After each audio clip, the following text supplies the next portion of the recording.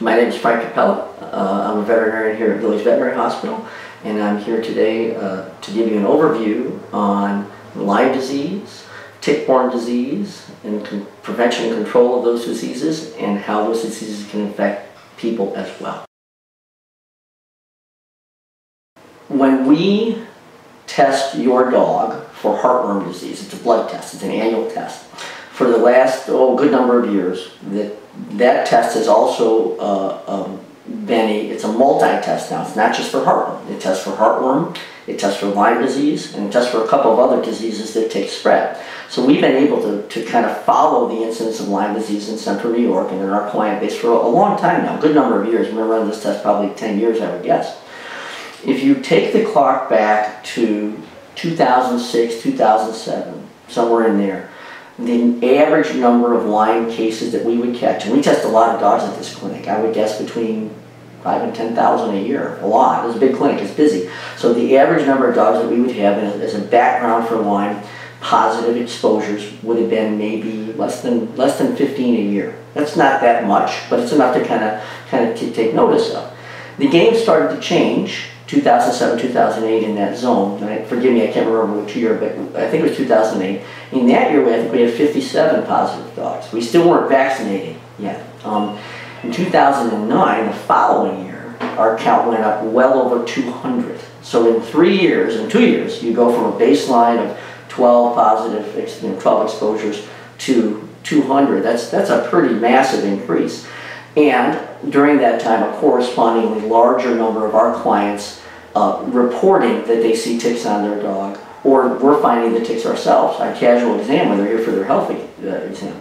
So in 2009, 2010, we decided as a clinic that we had better begin looking into vaccination, which we didn't think we were going to need to do for quite some time. We started, there were a few vaccines available on the market at that time, and we picked what we thought was the most capable one. And since 2010 or so, our population has been largely vaccinated. Vaccination has helped our situation a great deal in that it's pretty darn protective. Of all of the dogs that we vaccinated, and that's, I don't know, 10, 15,000 over that 5 years, I can think of less than 5 that are current with their vaccine but contracted an exposure to Lyme anyway. And that's a pretty good success rate. So vaccination helps. It works very, very well. When we start vaccinating your dog for Lyme disease, typically we'll try to get puppies on board. And it will be integrated into the puppy vaccination series. And you get a series of 2 injections 1 month apart, and then it's given annually. Lyme is really a bacterial disease. The bacteria that causes it is called Borrelia burgdorferi, and bacterial vaccinations that are aimed against bacterial diseases typically don't last very long. A year is about what you get, which is different than what it is against viral diseases. Distemper and parvovirus and rabies are viral, and we can get 3 years out of those vaccines. But bacterial diseases need to be boosted once a year, and so we try to integrate the Lyme vaccine with a yearly physical, with a heartworm test, and with a couple of other vaccines that need to be done yearly as well. Certainly, the dogs that are inclined or have a lifestyle that lets them get in and out of the woods and in and out of the fields, ticks like to live in boundary zones. So the transition from field to forest, from lawn to woods, they're pretty smart about knowing where their prey are, and so they tend to live in those boundary zones. So dogs that are crossing that boundary zone a lot, dogs that are out in the field a lot, are going to be a little bit more at risk. But you know, the sad truth is that now the vectors that carry the ticks bring them right to us. The deer tick is carried by the deer. Its immature versions are carried by the white-footed mice. These vector species, the mice and the deer, they go everywhere we go. You know, I don't know about you where you live. I live in the village of Chittenango. It's in a fairly residential area. I have deer that cross my yard pretty much every day, and they leave ticks. My dogs live inside a fenced-in backyard.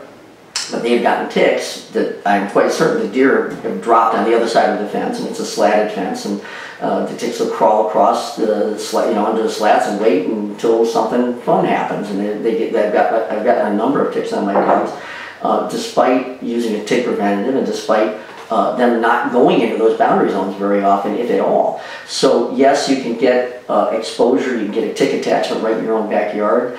That's not true everywhere, of course. I think there are places in urban areas where it's going to be a lot harder for that to happen.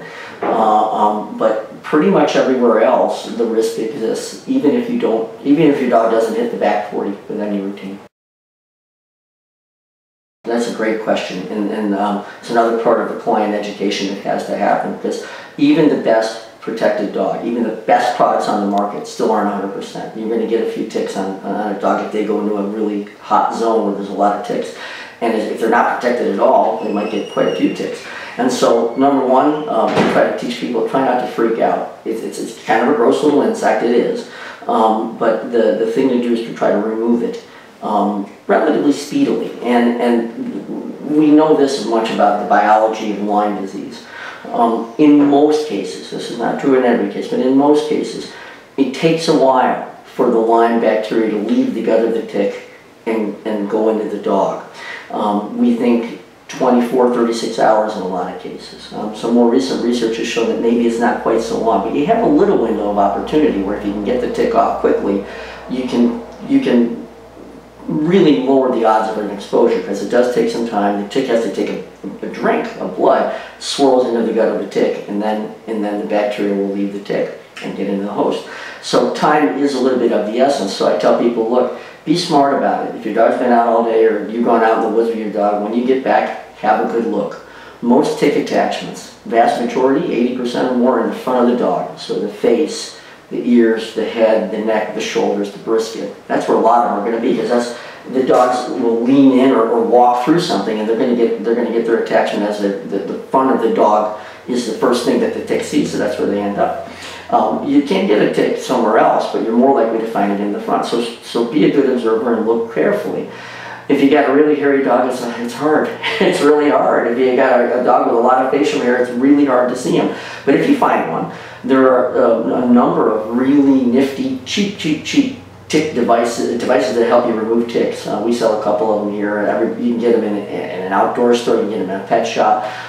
They usually involve little things that look like little plastic shoehorns that get underneath the body of the tick, and between the tick body and the head, so that you can gently pry the tick backward and off. There's another one that we have that's like a little noose. It's a polypropylene noose that's on a spring, and you can put the noose over the body, and then let the spring tighten the noose down between the body and the head, and you can gently pop the tick off. And the thing is to not jerk it. You just want to pull straight back with consistent pressure, and you can feel it disengage. The worst thing that ever happens if you get a little too vigorous and you separate the tick's body from the head, and that will happen from time to time, is you may leave the mouth parts in the skin, and that will cause a little inflammatory reaction called a granuloma, a little bump. It'll last a few weeks, and then it'll go away. The dog's system will deal with those leftover mouth parts and degrade them and get rid of them, but there's inflammation that goes with that process. It's not harmful, it's just a little unsightly and it might itch. But if you're careful about how you remove the tick, if you're gentle and just come straight back with your arm, 99% of the time you're going to take off intact. So it's a matter of, number one, knowing that you should look.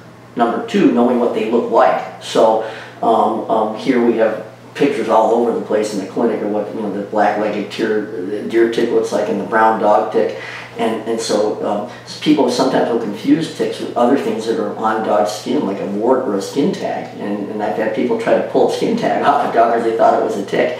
So it's a recognition of what you should be seeing, and then if you identify, hey, yep, that's a tick, I got to get that sucker off of there, use one of the tools. If you don't have any of the tools, if you're good with a pair of tweezers, you can put the tweezers between the tick's body and where the head's dug into the skin, grasp gently and make the same motion, and most of the time you're going to be able to remove it. And the ones that you miss because dogs are hairy, and you miss them. I miss them. And the sad truth is some ticks are incredibly hard to see. The black-legged tick, which is the deer tick, the Ixodes tick, is very small. It's nymph, the immature version, which can also carry Lyme disease, is smaller yet. It's very hard to spot. And so I can't blame people for not seeing them, but if you do see them, get them off of there.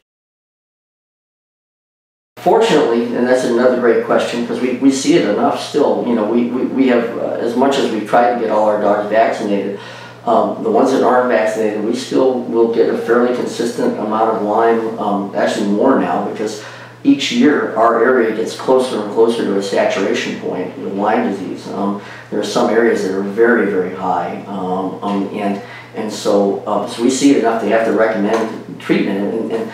The good news, so there is some good news here, is the large majority of dogs that get exposed to the tick and the bacteria end up not developing a great deal of symptomatology or disease, and that's really refreshing.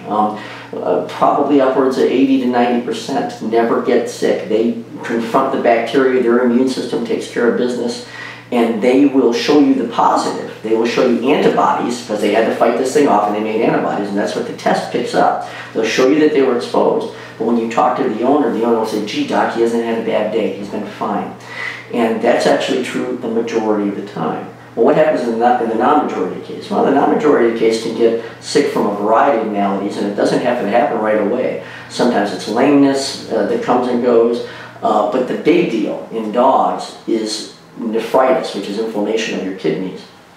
And that is the biggest consequence that can happen, and it tends to happen preferentially in one breed or one group of breeds. The retriever breeds tend to have, we believe it's a genetic predisposition. When they get exposed to Lyme, something funky happens, and their immune system, rather than getting rid of the bacteria, helps amp up the inflammation that it can cause instead, and that inflammation tends to hit the kidneys the hardest, and those dogs can die.